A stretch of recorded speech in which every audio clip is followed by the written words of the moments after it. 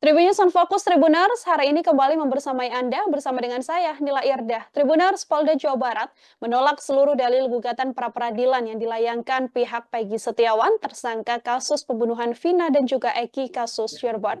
Hal ini disampaikan oleh tim kuasa hukum Polda Jawa Barat dalam sidang lanjutan pra-peradilan yang diselenggarakan hari ini di Pengadilan Negeri Bandung pada Selasa 2 Juli, yang mana Tribuners beberapa bukti kemudian diungkapkan oleh Polda Jawa Barat untuk menguatkan penetapan tersangka pada Peggy Setiawan. Untuk membahas bagaimana kemudian peluang pra-peradilan bagi Peggy Setiawan ini setelah ada jawaban dari Polda Jawa Barat, saya sudah tersambung melalui sambungan Zoom Tribuners bersama dengan pakar hukum pidana dari Universitas Trisakti, ada Bang Abdul Fikar Hajar. Bang Fikar, selamat sore. Terima kasih banyak sudah bergabung. Ya, selamat sore. Ya, oke. Baik, Bang Fikar, terima kasih Ya, menyempatkan waktunya hari ini berdiskusi bersama dengan saya. Saya ingin minta pengantar terlebih dahulu melihat bagaimana kemudian pra-peradilan hari ini seluruh dalil yang disampaikan oleh pihak Peggy Setiawan ini sudah dibantah atau digugurkan oleh Polda Jawa Barat, Bang Fikar. ya, oke. Apa namanya? Dalam satu perkara selalu saja terdapat dua perspektif, gitu Ya, ya. Yang pertama, tindakan itu dilihat dalam perspektif penegak hukum. Nah, karena itu kemudian apa yang dilakukan oleh Polda atau oleh kepolisian mhm, itu digantungkan atau dasarkan pada aturan-aturan yang diatur di dalam hukum acara pidana, gitu ya. Karena memang ini perkaranya adalah perkara pidana. Di satu sisi itu, di sisi yang lain adalah bahwa mereka yang ditempatkan sebagai tersangka atau terdakwa, gitu, dan penasihat hukumnya juga punya keleluasaan untuk membela diri, mhm, keleluasaan untuk apa namanya menjawab tantangan atau menjawab apa yang dilakukan oleh kepolisian pada mereka atau pada kliennya atau pada tersangka, gitu ya. Tentu saja apa yang menjadi dasar adalah hak setiap orang yang diletakkan atau didudukan sebagai tersangka itu dia punya hak untuk didampingi oleh pengacaranya. Jadi sejak seseorang itu dipanggil oleh penegak hukum, ya, apakah itu kepolisian atau penegak hukum yang lain, kejaksaan umpamanya atau KPK umpamanya, maka seseorang itu muncul haknya untuk didampingi. Artinya dia tidak boleh atau tidak dia bisa mendatangi, apakah itu undangan, apakah itu permintaan, ataukah apa namanya undangan, ya. Eh, tetapi dia juga berhak untuk didampingi oleh seorang penasihat hukum, ya. Apa terutama mereka yang menguasai hukum acara pidana yang kemudian nanti akan mengukur apakah tindakan tindakan penegak hukum itu sudah sesuai dengan aturan atau tidak dalam hal memanggil umpamanya, ya. Memanggil orang itu ada aturannya, ya. Umpamanya 3 hari sebelum hari H itu panggilan harus sudah datang, gitu ya. Apa kemudian juga soal akurasi pihak yang dipanggil, umpamanya soal namanya, kemudian soal bertempat tinggal di mana, ya, dan soal rumusan tentang perbuatan yang didakwakan atau yang disangkakan, gitu. Nah, itu hal-hal teknis seperti itu, itulah yang akan diperhatikan oleh penasihat hukum atau orang-orang yang mendampingi orang yang dipanggil atau didudukkan sebagai tersangka. Nah, karena itu kemudian apa namanya secara umum juga hukum acara pidana itu menyediakan forumnya, ya, mhm. untuk mempersoalkan itu, ya, secara formal, yaitu pra peradilan, gitu ya. Pra peradilan itu forum untuk mempersoalkan tindakan penegak hukum apakah sesuai dengan aturan atau tidak, apakah sesuai dengan tata cara yang diatur di dalam hukum acara pidana atau tidak. Nah, jadi boleh, ya, di satu sisi negara dalam hal ini kepolisian atau penegak hukum atau penyidik, ya, punya kewenangan untuk memanggil, ya, menangkap, ya, menahan atau memeriksa seseorang. Di sisi yang lain, warga negara yang dikenakan status itu juga punya kesempatan untuk melawan atau melawan dalam tanda kutip, ya, bukan melawan Mhm. secara fisik gitu. Artinya untuk men-challenge itu dengan proses hukum juga, ya, namanya pra peradilan itu. Nah, karena itu banyak pihak termasuk umpamanya yang sekarang sedang ramai dibicarakan, umpamanya mengenai kasus Pina, ya, Hmm. maka itu juga dilakukan oleh orang yang disangka umpamanya Peggy, ya, dengan mengajukan pra peradilan ke pengadilan. Begitu. Mhm. Oke, artinya ini memang kalau dari pihak Peggy Setiawan sendiri memang punya wadah seperti itu ya, Bang Fikar ya, untuk melakukan pra peradilan apabila memang merasa ada prosedural yang dirasa ini tidak tepat begitu yang sudah dilakukan oleh kepolisian. Ini juga yang kemudian dipertanyakan oleh pihak Peggy Setiawan, Bang Fikar. Saya ingin minta analisa Anda. Peggy Setiawan ini disampaikan oleh tim kuasa hukum bukan sosok Peggy Perong begitu ya, yang kemudian Ya, ditersangkakan atau dijadikan tersangka oleh pihak kepolisian.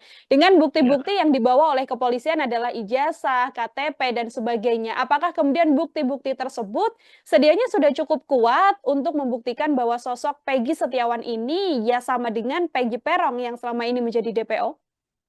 Ya, ada dua hal, ya. Yang pertama soal identitas eh, orangnya, ya, Hmm, identitas pihak yang ditempatkan sebagai tersangka, gitu, ya.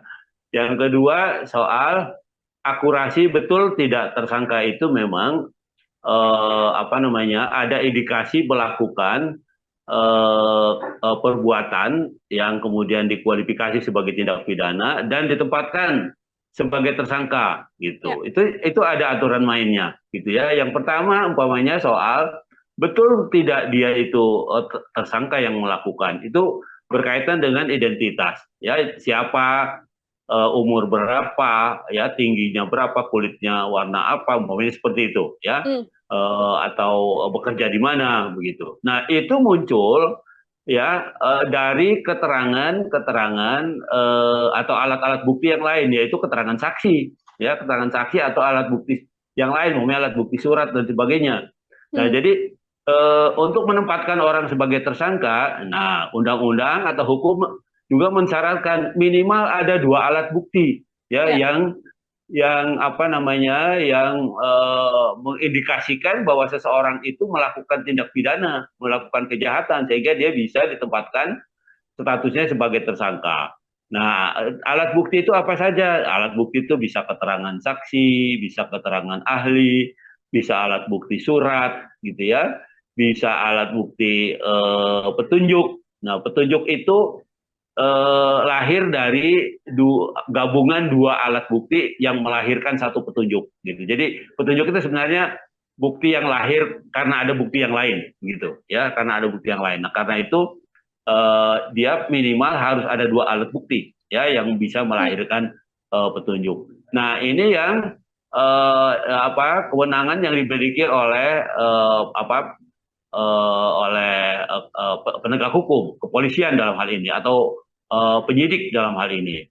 Nah, tapi di sisi yang lain, eh, tersangka atau orang yang ditempatkan sebagai tersangka juga punya hak untuk menguji itu, ya, benar hmm. nggak ini, apa namanya, dasar-dasar yang apa, hal-hal yang dijadikan dasar untuk menetapkan orang sebagai tersangka. Nah, ya, forumnya itu pra peradilan itu, Mhm. begitu, Mbak.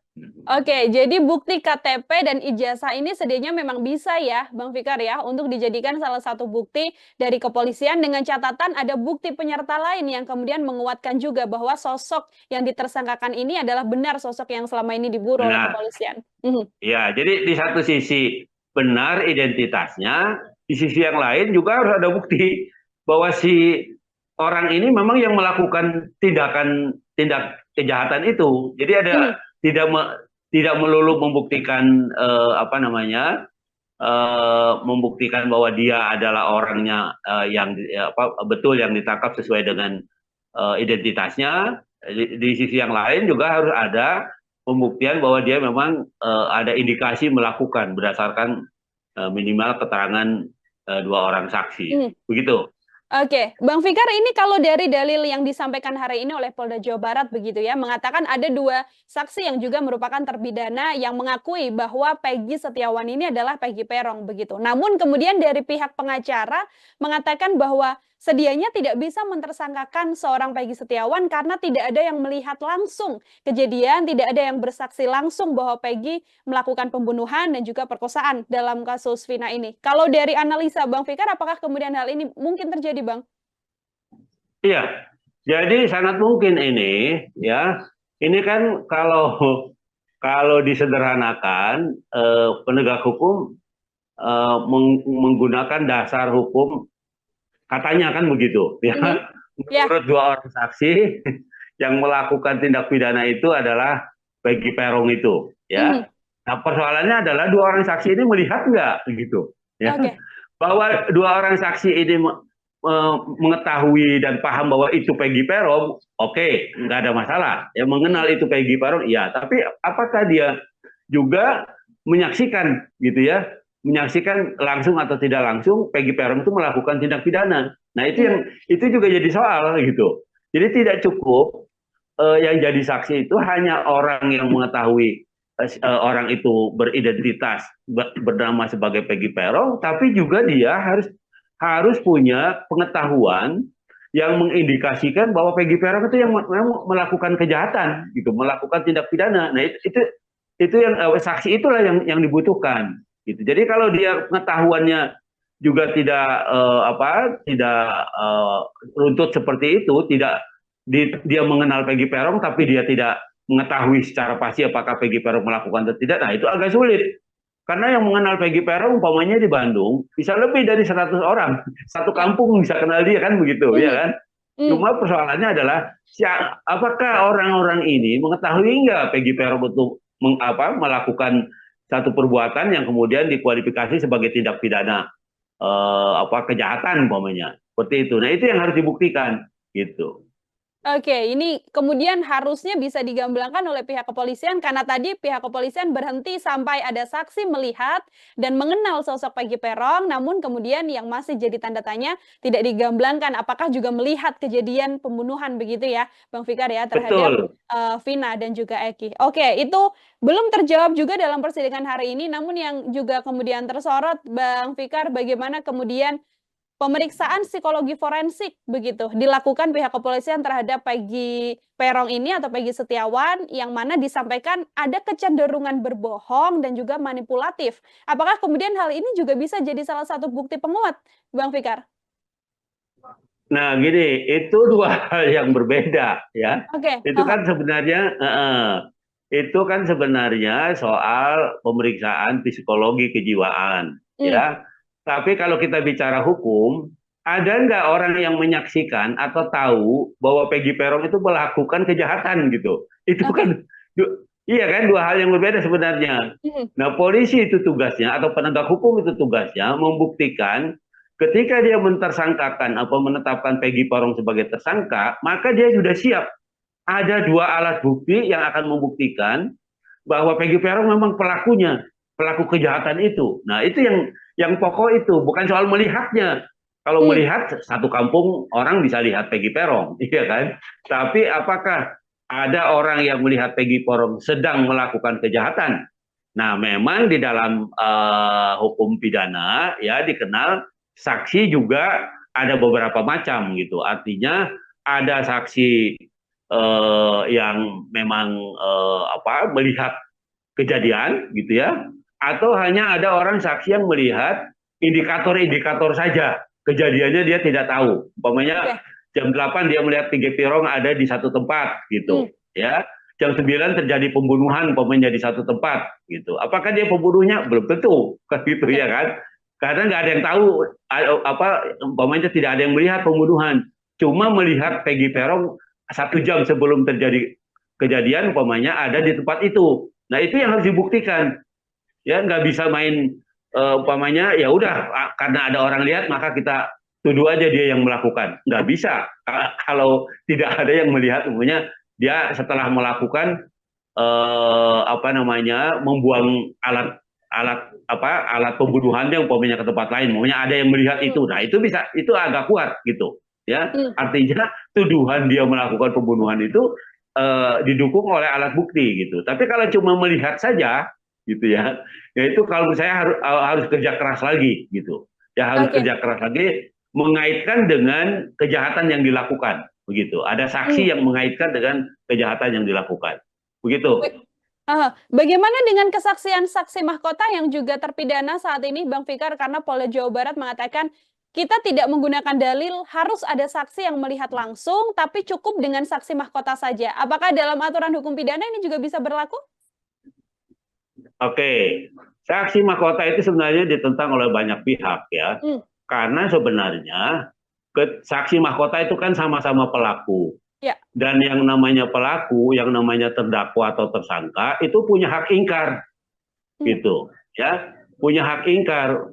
Setiap tersangka itu dia boleh tidak mengakui perbuatannya, oleh hukum tidak apa-apa. Ya, yang karena itu yang menjadi persoalan adalah kemampuan penyidik ini membuktikan bahwa memang ada saksi-saksi yang menyaksikan atau mengetahui bahwa si tersangka itu pelakunya gitu, meskipun dia membantah gitu. Ya, tetapi ketika ada 2 atau 3 orang saksi yang melihat kehadiran dia atau melihat perbuatan dia, nah itu penyangkalannya itu bisa gugur gitu. Nah, itu yang jadi soal itu gitu. Nah, karena itu setiap saksi di pengadilan itu disumpah. Ya. Kalau dia bohong, dia juga akan dipidanakan juga gitu loh. Artinya supaya orang ini dihukum, saya bohong aja. Iya, saya melihat umpamanya dia memang melakukan dan sebagainya. Nah, itu kan artinya kesaksian palsu. Nah, saksi palsu itu bisa dihukum juga. Nah, karena itu saksi itu ada beberapa. Nah, seringkali di dalam peradilan pidana umpamanya ada saksi yang saling bertentangan, ya, satu sama lain tentang satu kejadian gitu. Itu tidak mengherankan gitu ya. Ya, kata orang ini pasti satu ada yang bohong nih, ya. Bisa jadi gitu, ya. Bisa jadi, bisa juga benar gitu, dalam arti sudut penglihatannya berlainan gitu, ya. Sudut penglihatan berbeda sehingga kesimpulan bahwa orang ini melakukan apa juga bisa berlainan gitu. Nah, karena itu saksi itu tidak boleh menyimpulkan, ya, dalam memberikan keterangan itu dia tidak boleh menyimpulkan. Dia hanya boleh apa yang dilihat, apa yang didengar, dan apa yang dirasakannya sendiri. Tapi tidak boleh menyimpulkan. Nah, saya melihat dia berdiri di situ. Saya melihat dia pakai baju ini. Tapi ketika ditanya, apakah Anda melihat dia membunuh si ini? Tidak melihat. Ya harus dikatakan tidak melihat. Jangan disimpulkan karena berdiri di situ pakai baju itu jam sekian, dia membunuhnya. Nggak boleh menyimpulkan seperti itu. Gitu. Oke, itu pun harus sesuai dengan apa yang dilihat di lokasi atau di TKP ya, Bang Fikar ya. Apabila memang tidak melihat kejadian yang memang berjarak cukup jauh dari lokasi, ketika melihat si tersangka ini ya tidak bisa dikatakan melihat kejadian pembunuhan itu langsung seperti itu. Oke, Bang Fikar, kalau melihat bagaimana pra-peradilan berjalan selama 2 hari dan nanti masih akan ada saksi-saksi lagi yang kemudian dihadirkan begitu ya. Apakah kemudian masih ada peluang kalau dari analisa Bang Fikar sebagai pengamat hukum pidana, bagaimana kemudian kesempatan Peggy Setiawan ini membuktikan bahwa kliennya ini memang bukan Peggy Peron yang selama ini jadi DPO, Bang? Ya, saya kira kesempatannya besar ya, tergantung pada kemampuan pihaknya menghadirkan alibi-alibi gitu. Kalau memang menyangkal bahwa itu bukan dia yang melakukan, maka Peggy Peron ini atau bersama penasihat hukumnya harus menghadirkan alibi yang kuat gitu. Umpamanya bahwa pada waktu yang sama terjadinya kejahatan, Peggy Peron itu sedang melakukan apa, di mana, bersama siapa gitu ya. Itu yang harus kuat itu ya. Jadi saksi-saksi alibi. Karena penegak hukum itu dengan dia menempatkan seseorang sebagai tersangka, dia juga didukung oleh alat bukti. Pasti ada dua alat bukti yang mendukung bahwa memang itu pelakunya. Ya, itu tadi yang seperti saya bilang, dia melihat Peggy Peron itu berdiri di satu tempat dengan baju warna ini gitu ya. Kemudian pada jam sekian ada orang meninggal dunia di situ umpamanya. Kemudian jam sekian Peggy Peron keluar dari situ. Itu juga, itu kan rangkaian. Tidak ada yang orang yang melihat langsung kejadiannya gitu. Ya, tindakan yang dilakukan langsung oleh Peggy Peron. Nggak apa-apa, dua-duanya boleh seperti itu gitu. Nah, tinggal sekarang saling membuktikan gitu. Alibi siapa atau argumen siapa yang kuat dan logik gitu, ya, bisa diterima hakim untuk membuktikan bahwa dia atau bukan pelakunya, begitu. Oke, siap. Terakhir dari saya, Bang Fikar, kemudian ini kan bukti yang akan dibawa oleh pihak kuasa hukum Peggy Setiawan begitu kan adalah keterangan dari rekan dari Peggy sendiri yang mengatakan bahwa Peggy ini berada di Bandung dan bukti yang kemudian menyertakan adalah slip gaji yang kemudian diterima oleh Peggy Setiawan. Kalau dari analisa Bang Fikar, apakah ini kemudian cukup untuk membantah dan juga melawan pihak kepolisian, Bang? Iya, saya kira itu alibi yang baik gitu Mhm, ya. Kalau memang betul itu terjadi gitu, maksud saya bukan direkayasa gitu ya, ya. Tapi itu bisa diperiksa begini, bisa diperiksa umpamanya betul nggak itu tanda tangannya Peggy ya ya, ketika menerima slip gaji. Yang kedua, apa namanya, umur tulisan. Ya, makanya akan melibatkan disiplin ilmu lain juga. Umpamanya sudah berapa lama tinta sebuah pulpen itu dituliskan dalam sebuah kertas gitu. oke. Nah, itu kan akan kelihatan ininya, akan kelihatan logis atau tidaknya gitu. Hmm, Kalau tinta itu baru dibuat umpamanya ya, jauh setelah kejadian itu terjadi, ya artinya itu memang bukti yang rekayasa.